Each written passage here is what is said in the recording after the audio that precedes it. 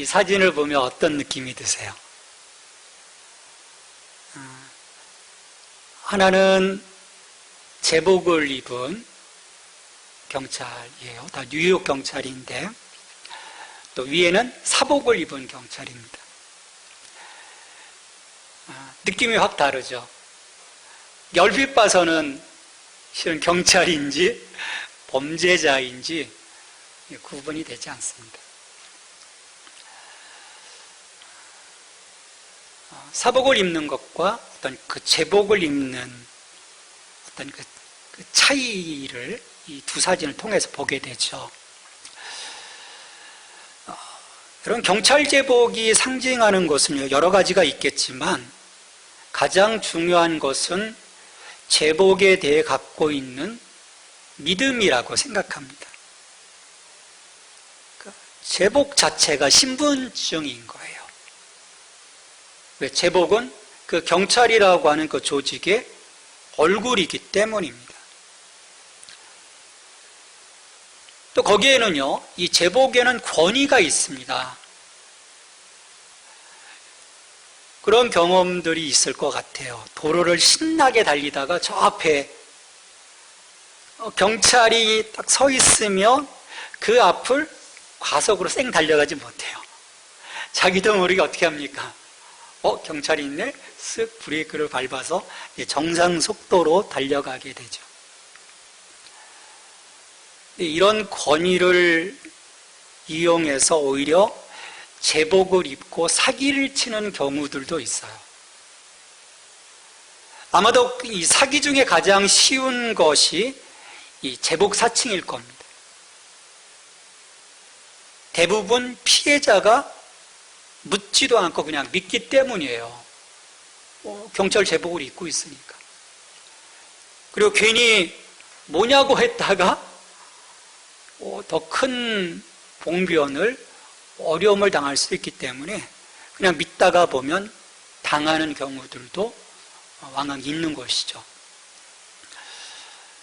이렇게 제복이 갖는 그 권위만큼 제복은 그것을 믿어주는 사람들에게 보다 강한 책임, 책무가 실은 요구가 돼요. 이 제복을 입고 어떤 그 잘못되거나 기대가 어긋난 행동을 하게 되면 더 큰 실망과 이제 공분이 일어나는 거죠.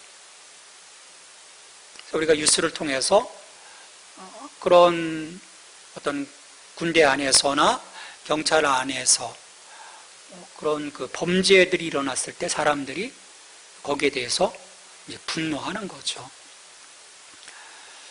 그런 점에서 제복은 착용자에게는 행동의 제약의 요인이 될 수도 있어요. 근데 또 반면에 어떤 그 자긍심, 또 어떤 그 사명감, 그런 상징도 될 것입니다. 저는 이런 그 제복의 의미를 생각하면서 오늘 우리 그리스도인들이 입어야 할 제복을 좀 그려보았어요. 우리에게는 과연 어떤 제복이 어울릴까? 자, 제복이 신분을 나타내고 그들의 어떤 그 정체성을 나타낸다고 하면 먼저 우리는 우리가 무슨 옷을 입어야 할까 생각하기 전에, 고민하기 전에 자신이 누구인가를 생각해 봐야 하지 않을까, 그렇게 생각을 해봐요. 그래야 우리가 제복 사칭 사기를 치지 않게 될 거예요. 며칠 전 참 뉴스를 들으면서 마음이 아팠던 일이 있었어요. 아마 여러분들도 아실 거예요. 역삼동 모 대형교회에서 소위 신망 높은 집사 하나가 하나님의 이름으로 교인들의 큰 금액, 거의 500억대의 사기를 친 것 같아요. 그래서 이런 종류의 사기가 우리 가운데 일어나게 되는 거예요. 근데 안타깝고 불행하게도 한국 교회 안에 실은 종종 이런 일들이 일어납니다. 제복 사칭 사기인 거죠. 그리스도인이라고 하는 그 이름 속에 사기를 치는 거예요. 자, 우리의 그 정체성의 탐색을 위해 우리는 하나님께서 처음으로 이스라엘을 부르실 때 그들에게 부여해 주신 자리가 어떤 것인지를 살펴보아야 합니다. 하나님이 처음 그 믿음의 공동체를 이루실 때 어떤 목적을 갖고 부르셨나? 하나님께서 이스라엘을 이집트에서 구원해 주실 때 하나님이 이제 그들과 언약을 맺으십니다. 그리고 약속하셨어요. 하나님의 언약을 이스라엘이 잘 지킬 때 모든 민족 중에서 하나님의 소유가 될 것과 제사장 나라, 거룩한 백성이 될 것을 하나님은 약속하셨죠. 출애굽기 19장 5절 6절의 말씀입니다. 세계가 다 내게 속하였나니 너희가 내 말을 잘 듣고 내 언약을 지키면 너희는 모든 민족 중에서 내 소유가 되겠고 너희가 내게 대하여 제사장 나라가 되며 거룩한 백성이 되리라. 너는 이 말을 이스라엘 자손에게 전할지니라. 자, 이스라엘의 부르심을 통해서 볼 때 오늘 우리를 부르신 하나님의 목적은 하나님을 예배하는 거룩한 나라의 제사장으로 세우는 데 있습니다. 한 개인의 목적을 위한 부르심이기에 앞서서 하나님 나라, 공적인 목적을 갖고 계시는 거예요. 사적인 목적이 아니에요. 하나님 나라의 목적을 위해서 우리를 부르셨어요. 신약으로 넘어가면 그것이 더욱더 확장되고 분명하게 드러나죠. 베드로전서 2장 9절입니다. 그러나 너희는 택하신 족속이요 왕같은 제사장들이요 거룩한 나라요 그의 소유가 된 백성이니 이는 너희를 어두운 데서 불러내어 그의 기이한 빛에 들어가게 하신 이의 아름다운 덕을 선포하게 하려 하십니다. 우리를 왕같은 제사장으로 부르시고 우리의 입술을 통해서 하나님의 그 아름다운 그 역사들이 이 열방 가운데 전해줄 수 있도록 우리를 메신저로 하나님 부르신 것을 보게 돼요. 근데 불행하게도요, 이 하나님의 부르심 앞에 이스라엘은 그 부여받은 직임을 온전히 감당하지 못했습니다. 하나님의 정의 안에 거하지 못하고 불의함의 자리에 서버렸어요. 여러분, 가나안 7족속이 그 땅에서 쫓겨난 이유가 뭡니까? 하나님 분명하게 말씀하셨거든요. 그들의 그 불의함으로 인해서 그 땅이 그들을 토해냈다라고 말씀하셨거든요. 근데 그들이 그렇게 불의함 때문에 그 땅에서 쫓겨났던 것처럼 이스라엘도 하나님의 그 정의 안에 서 있지 못하고 불의함 가운데 있음을 통해서 하나님의 심판을 받아 쫓겨나게 되는 거예요. 포로 생활을 하게 됩니다. 북아군은 완전히 멸망하고 남한국 유다는 포로 생활을 하게 되죠. 근데 하나님은 그들 가운데 남은 자들을 통해 언약을 이어가셨습니다. 여러분, 왜 그렇게 하셨을까요? 하나님이 남은 자들을 회복하여 주신 것은 하나님께서 공의로우신 분이시기 때문이에요. 8절에서 말씀을 합니다. 무릇 나 여호와는 정의를 사랑하며 불의의 강탈을 미워하여 성실히 그들에게 갚아주고 그들과 영원한 언약을 맺을 것이라. 하나님은 정의를 사랑하며 불의를 미워하신다고 하셨습니다. 참으로 하나님은 공의로우신 분이세요. 공의는 하나님께서 세상을 통치하시는 원리입니다. 이 공의로우신, 이 정의로우신 하나님께서 성실하게 그들에게 갚아주시고 그 언약을 이루어 가시는 거예요. 왜? 그 언약을 하나님께서 하셨기 때문인 거죠. 사람은 쉽게 그 약속을 저버리지만 하나님은 끝까지 그 언약을 붙잡고 가시는 공의의 하나님이신 거예요. 그리고 그 마침내 그 공의는 누구 안에서 이루십니까? 그리스도 안에서 이루어주시는 거죠. 그리스도 안에서. 자, 이처럼 하나님의 공의로 다시 회복되어 돌아온 저들을 향해서 이사야 선지자는 선포를 합니다. 6절의 말씀이에요. 우리 6절 말씀을 같이 읽습니다. 오직 너희는 여호와의 제사장이라 일컬음을 받을 것이라. 사람들이 너희를 우리 하나님의 봉사자라 할 것이며 너희가 이방 나라들의 재물을 먹으며 그들의 영광을 얻어 자랑할 것이니라. 여기서 보면 두 가지 명칭이 나와요. 오직 너희는 여호와의 제사장이라. 여호와의 제사장입니다. 너희를 우리 하나님의 봉사자라 할 것이니라. 하나님의 봉사자입니다. 하나님의 제사장, 하나님의 봉사자. 근데 이 명칭을 누가 불러준다고 이야기를 합니까? 하나님이 불러주시는 게 아니에요. 세상 사람들이 그렇게 불러준다는 거예요. 여러분 놀랍지 않습니까? 무엇을 보고 사람들이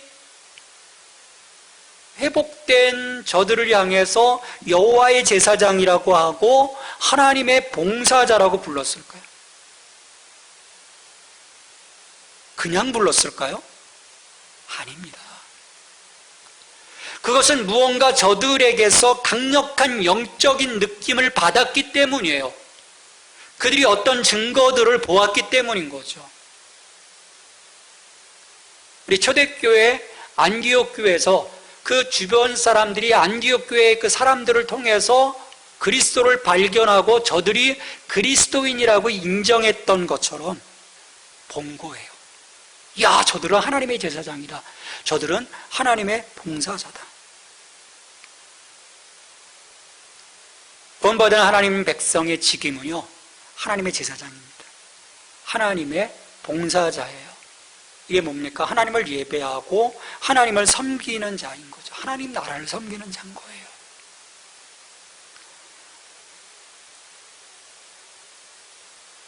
자, 그런데 우리 출애굽 당시에 하나님은 이 대제사장과 제사장을 세우시면서 그들이 입어야 할 의복, 이 제복에 대해서 출애굽기 28장에서 상세하게 말씀을 해주셨어요.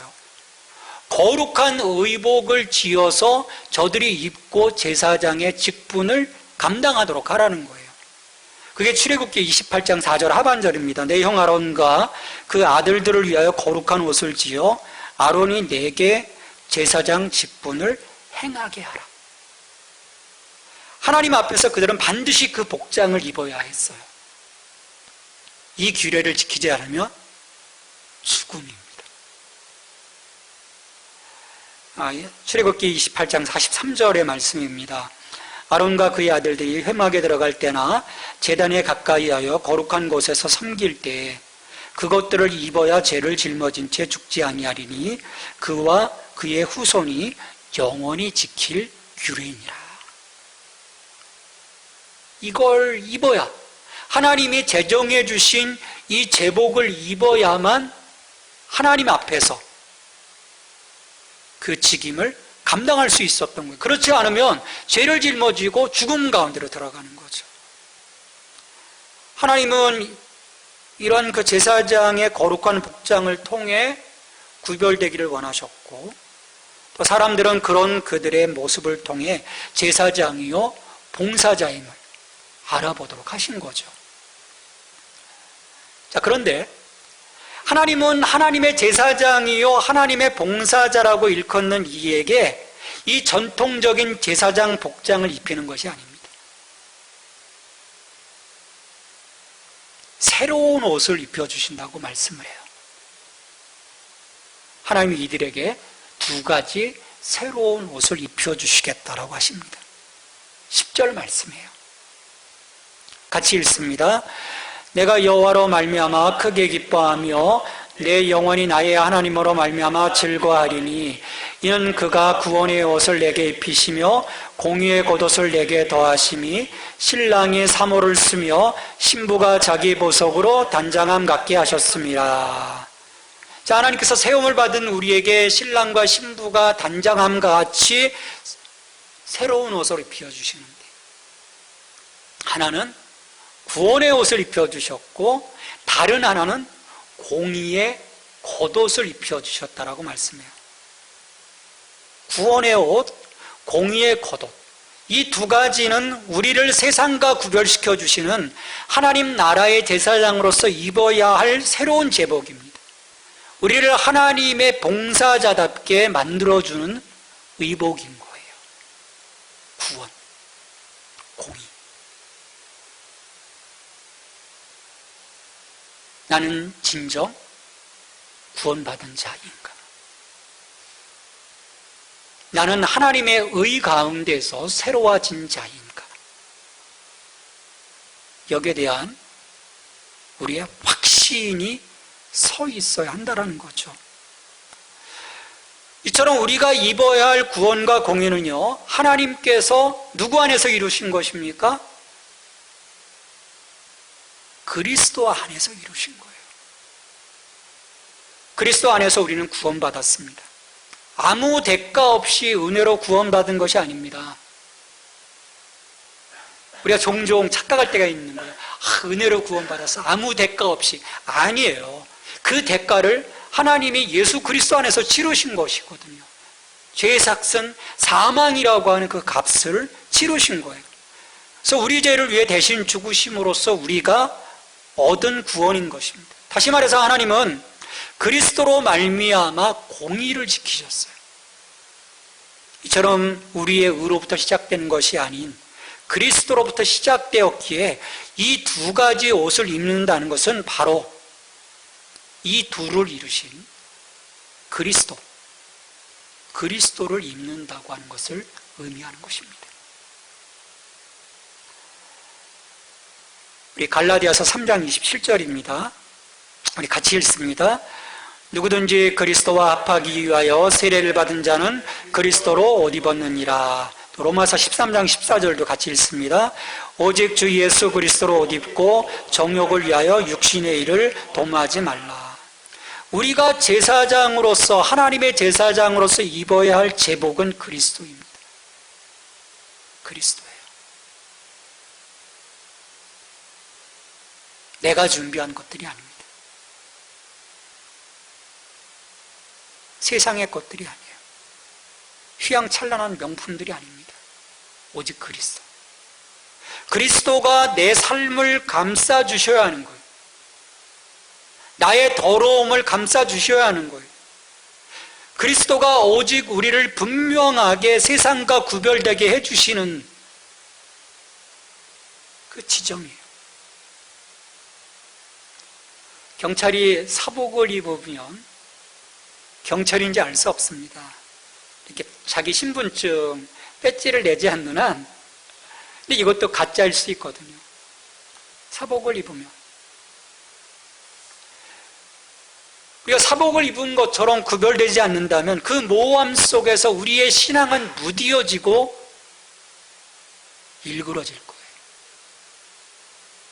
그리스도를 입어야, 우리 로마서 13장 14절에서 말씀하지 않습니까?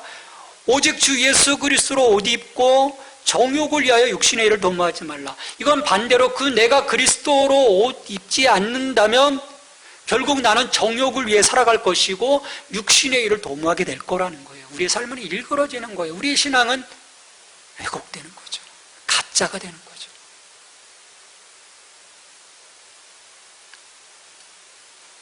그래서 우리는 늘 거울 앞에 서야 합니다. 매일매일 영적인 거울 앞에 서야 돼요. 말씀 앞에 서야 돼요. 성령 앞에 서야 돼요. 그래서 나의 모습을 봐야 되는 거죠. 내가 정말 그리스도로 옷 입고 있는지, 내가 그리스도와 연합하여 지금 그분이 나의 삶을 다스리고 계시는지, 아니면 가짜를 내가 뒤집어 쓰고 있는 것은 아닌지, 가십과 이선 속에 서 있는 것은 아닌지, 그리스도로 옷 입은 것 같은데 여전히 그렇지 못한 나의 모습은 아닌지.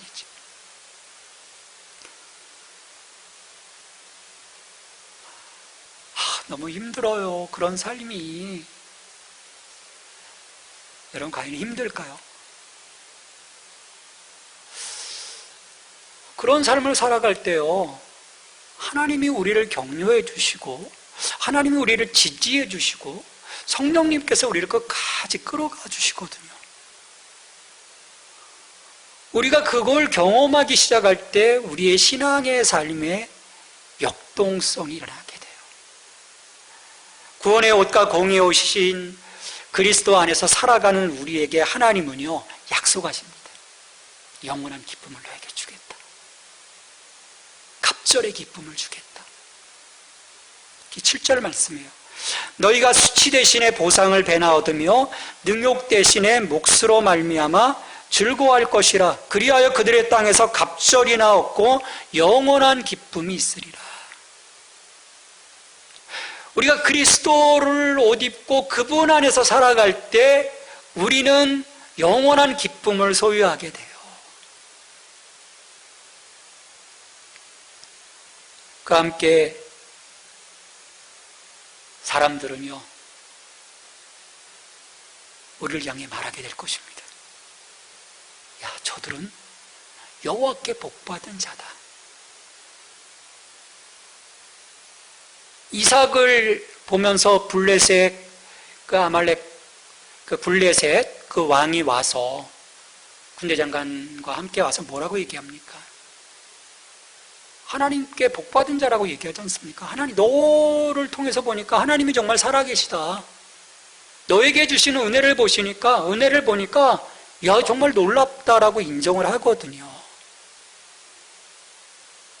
바라기는 구원이시며 공의에 오신 예수 그리스도를 입고 살아가는 우리가 우리 세상을 통해서 여호와께 복받은 자라고 인정받을 수 있게 되기를 간절히 기도합니다. 인정받아야 돼요. 근데 가장 큰 축복은요, 이렇게 제사장 된 우리를 통하여 모든 나라, 열방 가운데서 하나님의 공의와 찬송이 솟아나게 하실 거라는 것입니다. 우리 11절 말씀입니다. 땅이 싹을 내며 동산이 거기 뿌린 것을 움돋게 함같이 주 여호와께서 공의와 찬송을 모든 나라 앞에서 솟아나게 하리라. 하나님의 목적은요, 이 땅 가운데서 하나님의 공의가 이루어지고 하나님의 이름에 합당한 영광을 올려드리는 예배가 세계 곳곳에서 일어나는 데 있습니다. 이것은 구원의 옷과 공의의 옷인 예수 그리스도로 단장한 주의 백성들이 삶의 자리마다 여호와의 제사장으로 하나님의 봉사자로 자리매김할 때 이루어지는 열매예요. 역사입니다.